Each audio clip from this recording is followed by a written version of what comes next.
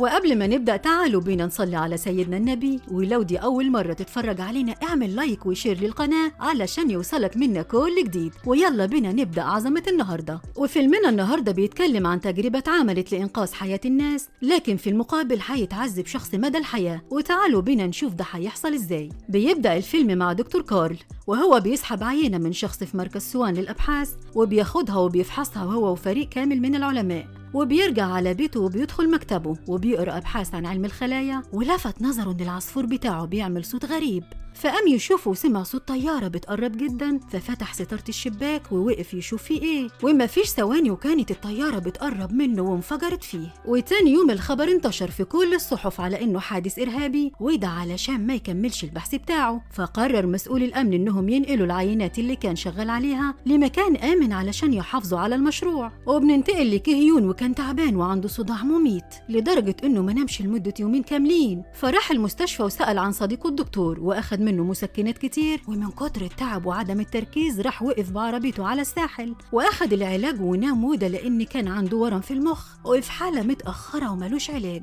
وصحي مفزوع على انه بيغرق بعربيته، لكن ده كان مجرد كابوس. لكن الكابوس الاكبر شافه في الحقيقة لما لقى حراس مسلحة محوطين عربيته وطلبوا منه يمشي معاهم، ووصلوه لمديره السابق هان اللي بيشتغل في المخابرات، وطلب منه ينفذ له مهمة. ولما سألوا عن المهمة قال له ان في مشروع سري وهم عايزين ينقلوه لمكان آمن. ده كل اللي يقدر يقوله له. وبعتوه للطبيب شينهاك مساعد دكتور كارل، ودخلوا معاه شينهاك لمركز سوان للأبحاث. وكان كيهيون مبهور بكل التجارب اللي شافها، وعرفوا شيهاك على دكتورة ليم وبتشرح له المشروع اللي بدأوه من 10 سنين، وعملوا خلايا جينية معدلة وراثيا وزرعوها في بويضة مخصبة. وبعد 7 شهور ظهرت العينة بتاعتهم، ولاحظوا انها كبرت بسرعة جدا بمعدل ضعف نمو الإنسان الطبيعي. ومن وقتها وهم محتفظين بالشخص ده في المركز وبيعملوا عليه أبحاث طول الوقت ومراقبين حالته. وبياخدوا شينهاك يوري له من بعيد وقال له إن عنده جينات خاصة مش موجودة في البشر، وممكن يقولوا عليه إنه هيبقى فصيلة جديدة. وقال له كمان إنهم سموها على اسم المشروع سوبوك،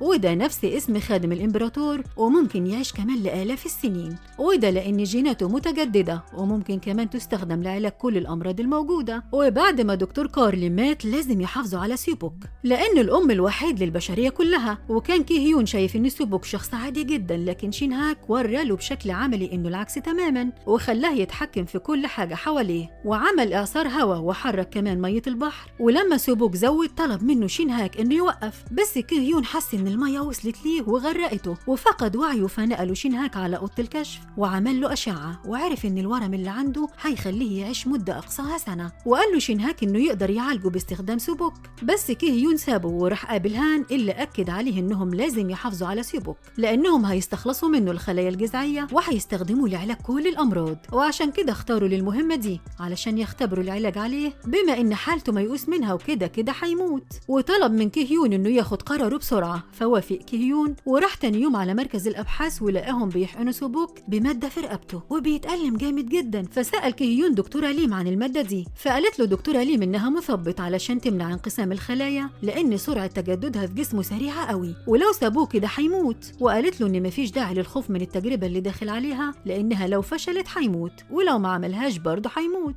وسابته وخرجت وجهزوا سوبوك وأخدوه في عربية مجهزة علشان ينفذوا العملية في مختبر تاني يكون آمن أكتر. وركب مع كيهون واتعرف عليه وطلب منه يناديه باسمه من غير ألقاب.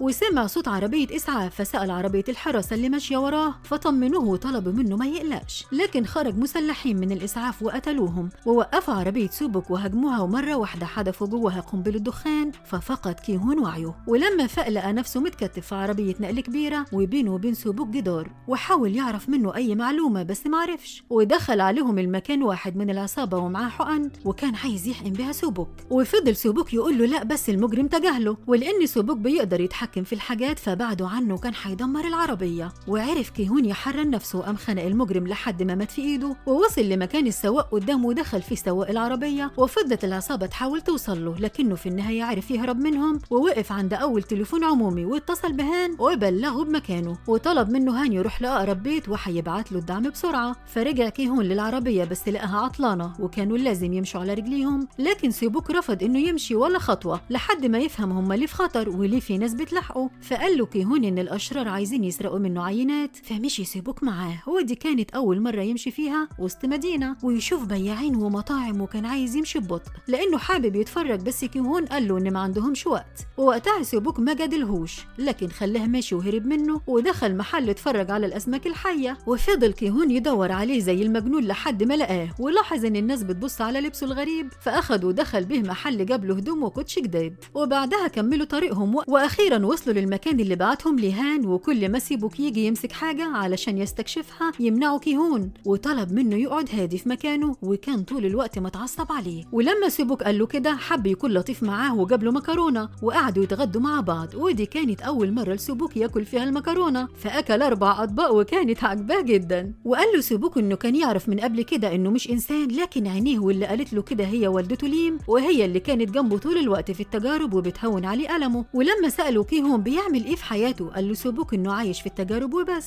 وقاطع كلامه وصول 2 تبع هان ففتح لهم كيهون، وأول ما دخلوا شافوا سيبوك كانوا عايزين يقتلوه. فوقف كيهون قدامه وطلب منهم ينزلوا السلاح، ووقتها قالوا له إنهم هيموتوه هو كمان لأن دي أوامر هان ولازم ينفذوها. وجم يصوبوا عليه وما فيش ولا رصاصة جت فيه، وده بفضل سيبوك واللي اتحكم في مسار الرصاص. وجري كيهون هاجمهم وضربهم وساعد سيبوك وقضوا عليهم هما الاتنين. ومسك كيهون التليفون واتصل بهان وسأله عن سبب اللي بيعمله، فطلب منه هان إنه ينفذ الأوامر ويقتله، لكن كيهون رفض وقفل الخط في وشه. وأخد سيبوك ومشي من المكان واتصل بشيهاك واللي طلب منه يرجعه للمختبر تاني وهم هيحموه، لكن سيبوك رفض يرجع للمختبر وطلب من كيهون إنه يوصله الأولسان. ولما رفض قال له سيبوك إنه هيروح لوحده، وكان كيهون خايف إن سيبوك يفوت حقنته فأخده في العربية وسأله ليه عايز يروح لمدينة أولسان. فقال له سيبوك إنه يعرف شخص هناك بس مش هيقول له هو مين، وسأله ليه واقف قدامه وحماه من المجرمين. فقال له كيهون إن حياتهم بقت مرتبطة ببعض. وفي الوقت ده اتصل كيم الممول الرئيسي لمشروع سيبوك بهان وسأله ليه عايز يقتله. فحكى له هان مقابلته للمسؤولين الأمريكان لما قالوا له إن وجود شخص يعيش لآلاف السنين دي حاجة خطر على البشرية، لأن فكرة إن الإنسان بيموت في وقت قصير ده بيخلي عنده دافع إنه يحقق أحلامه. ده غير إن العمر الطويل هيولد جشع وجرايم في الحياة، ولو رفض يساعدهم هيموت هو كمان.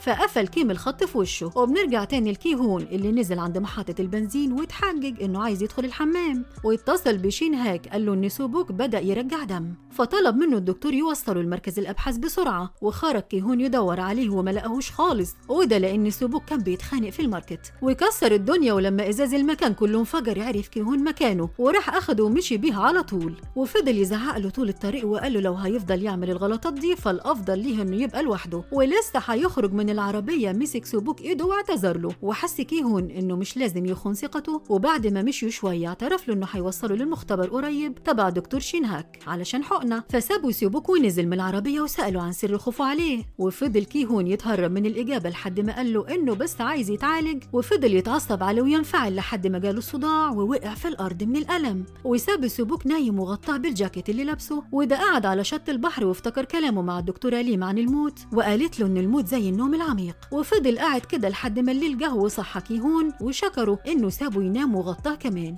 وسأله ليه ما نامش هو كمان شوية، فرد عليه سيبوك بإجابة غريبة جدا وهو إنه عمره ما نام. وفضلوا يتكلموا عن الشعور الإنساني المختلف وخصوصا خوفه من الموت. وقال له كيهون إنه ندمان جدا على الطريقة اللي عاش بيها حياته، لأنه كان جبان وافتكر لما كان لسه بيشتغل مع هان ووقعه في مشكلة كبيرة هو وزميلته، وطلبت منه ياخد تليفونها اللي متسجل عليه كل حاجة ويكشف الموضوع للصحافة. وفجأة وهو بيكلمها وقعت علبة العصير من إيديها وفقدت وعيها. وجاه هان ورجالته أخدوا التليفون ومسحوا كل البصمات وزقوا العربية علشان يرموها في البحر وتموت زميلته غرقانة. ولما قال له كيهون إنهم ما اتفقوش على كده والمفروض ياخد تليفونها وبس، قال له هان إنه لو مش عاجبه فممكن يبدل معاها. فسكت كيهون وخاف ووقف يتفرج عليها وهي بتغرق وبتغوص في القاع. ومن يومها وهو ساب الشركة وبقى عايش جبان. وفضل كيهون يعيط ويقول على نفسه إنه جبان، وحاول سيبوك يهديه وعمل شكل جمالي بمية البحر، وقال لكيهون إنه عايز يروح لكنيسة أوميهون في مدينة أولسان وترجاه ياخده لهناك. وفعلا أخدوا كيهون على هناك، وده لأنهم بيكرموا الموتى وبيعملوا لكل شخص مات مكان فيه صورته وحاجته اللي بيحبها. وراح فتح مكان عليه صورة طفل اسمه كيونج يون، وقال لكيهون إن ده وده ابن دكتورة ليم، وكان موجود صورة ليم والولد ووالده. وقال سيبوك إن الولد ووالده ماتوا، فحزنت جدا ليم واشتركت في مشروع سيبوك وادت لهم البويضة بتاعتها وربته وحبته وخلته مكان كيون جيون. وقال سيبوك إنه خايف من العمر الطويل ونفسه يموت ويرتاح، وفضل يعيط على نفسه وعلى الحياة اللي عايشها. وبعدها أخدوا كيهون علشان يروحوا للمختبر وياخد علاجه، والمرة دي وافق سيبوك وقال له إن مفيش مكان تاني يروح له، وإنه أصلا مولود للسبب ده وبيعتبره بيته. وهو بيتكلم رجع دم تاني بكمية أكبر، وكان هان بيحاول يوصل لهم بأي شكل. ولأن كيهون كان سايق بسرعة كبيرة لفت نظر الشرطة ليه وبقت تطرده، وبلغت عن رقم لوحة العربية، فعرف هان مكانه وبقى يطرده هو كمان. وحطت الشرطة حواجز في الطريق واضطر كيهون إنه يقف بالعربية واتحاصر من الشرطة ورجالة هان. بس قبل ما يضربوا عليه رصاصة واحدة كانت نزلت طيارة فجرت كل عربيات الشرطة، ونزلت نفس العصابة اللي خطفتهم قبل كده وسعقت كيهون بالكهرباء، وأخدوه هو وسيبوك على المختبر. وطلع كيم هو اللي ورا كل ده، واتصل بهان وقال له إنه كان عارف إنه خاين وتبع الأمريكان، عشان كده اتفق مع العصابة على خطف سيبوك علشان يضمن إنه يوصل للمختبر بتاعه بأمان. وكان عارف إن كارل هو كمان خاين ومتفق مع الأمريكان، وعشان كده قتله وعنده استعداد يقتل أي حد يقف في وش علاجه، لأن كل الدكاترة أجمعوا إن مش قدامه وقت كتير وحيموت.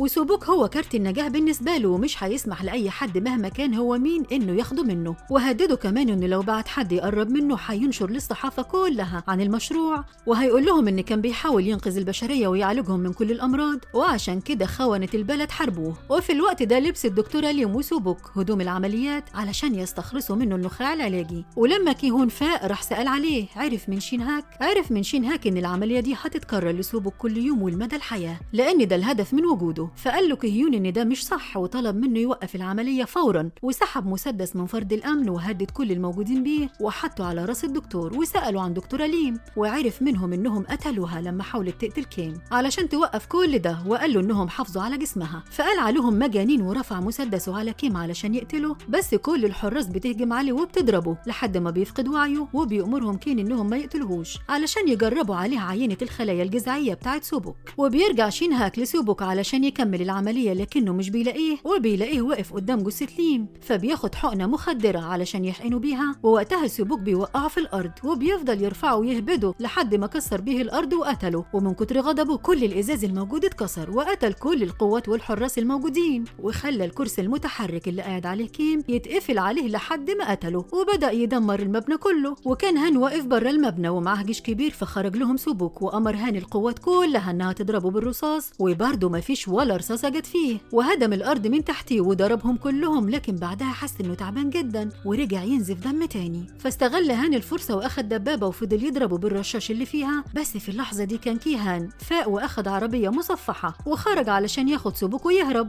بس هان نجح في إصابة كيهون. ووقتها طلب كيهون من سيبوك إنه يهرب، لكن سيبوك قال له إنه ما يعرفش مكان يروحه، وإنه مش هيعرف يروح حتة من غيره. وفضل ماشي في وش الرصاص وهد الأرض بيه هو وحراسه، وعمل حفرة كبيرة في الأرض خلاهم فيها، ومواسير البنزين اللي في الأرض كلها بتتكسر وبتنزل عليهم، وكان عايز يولع فيهم كلهم. ولما كيهون حاول يمنعه زقه بعيد عنه وقال له إنه كان نفسه يساعده لأنه شخص مهم في حياته، وبيترجاه إنه يريحه من التعب في الحياة ويخليه ينام في هدوء. فمسك كيهون مسدس من جندي ميت وبيضرب بيه سيبوك، وبيقعد جنبه في الأرض وبيفضل يعيط عليه. وبعدها بيروح يقعد عند الشط في نفس المكان اللي قعدوا فيه مع بعض، وبيقف قدام البحر وهو حزين. ودي كانت نهاية فيلمنا النهاردة، والسلام.